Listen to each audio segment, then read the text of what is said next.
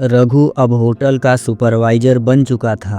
उसके पास अब एक यूनिफॉर्म थी जिससे उसकी पहचान बदल गई थी। पहले जो कर्मचारी उसे छोटा समझते थे, अब वे उससे सम्मान से पेश आते थे। लेकिन यह सफ़र यहीं ख़त्म नहीं हुआ।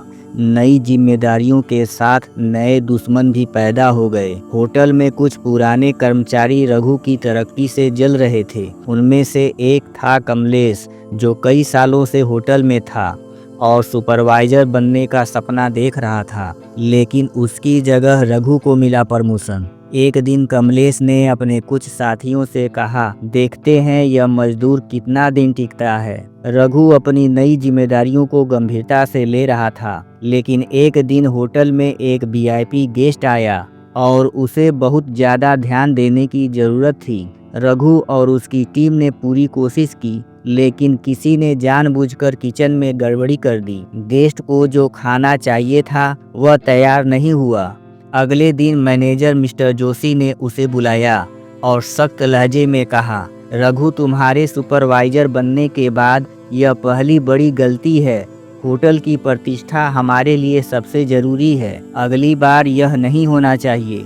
रघु समझ गया कि कोई उसे गिराने की कोशिश कर रहा है। रघु ने धीरे धीरे ध्यान देना शुरू किया और पाया कि कमलेश हर बार उसके खिलाफ कोई न कोई चाल चलता था। एक दिन रघु ने उसे एक गेस्ट के साथ दुर्व्यवहार करते हुए देख लिया। रघु ने उसे रोकते हुए कहा, कमलेश, होटल की इज्जत हमारे हाथ में है, ऐसे मत करो। कमलेश हंसते हुए बोला, तू तो बड़ा साहब बन गया है ना, देख मैं तुझे यहाँ से हटाकर ही दम लूँगा। रघु ने तय किया कि वह खुद को कमज़ोर साबित नहीं होने देगा। अगले दिन उसने मैनेजर से कहा, सर, होटल के कुछ कर्मचारी जानबूझकर गलतियां कर रहे हैं, हमें यह ठीक करना होगा। मैनेजर ने जांच के आदेश दिए और धीरे धीरे कमलेश की साजिशें सामने आने लगी। एक हफ्ते बाद मैनेजर ने कमलेश को बुलाया और कहा, हमें तुम्हारी ज़रूरत नहीं है, तुम होटल के नियमों को तोड़ रहे हो, तुम अब यहाँ काम नहीं कर सकते। कमलेश गुस्से में था। उसने जाते जाते रघु से कहा, तूने मेरी नौकरी छीनी है, तेरा भी बुरा वक्त आएगा। कमलेश के जाने के बाद रघु ने राहत की सांस ली। लेकिन तभी उसकी माँ का फोन आया, बेटा, तेरा छोटा भाई रवि बीमार है, डॉक्टर ने कहा है कि उसे शहर ले जाना पड़ेगा, हमारे पास पैसे नहीं हैं। रघु का दिल डूब गया।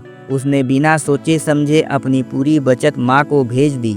उस रात जब रघु होटल से निकला तो वह शहर की उन्हीं सड़कों पर चला गया जहाँ कभी उसने अखबार बेचे थे। फुटपाथ पर सोया था। वह सोचने लगा, मैं यहाँ तक पहुँचा, लेकिन मेरे परिवार की हालत अब भी वैसी ही है। क्या मैं कभी अपने लोगों के लिए कुछ बड़ा कर पाऊँगा? आगे क्या होगा? क्या रघु अपने भाई के इलाज के लिए कुछ और कर पाएगा या कमलेश वापस आकर उससे बदला लेगा? जानने के लिए देखते रहें रोटी, सपने और सड़कों का सफ़र।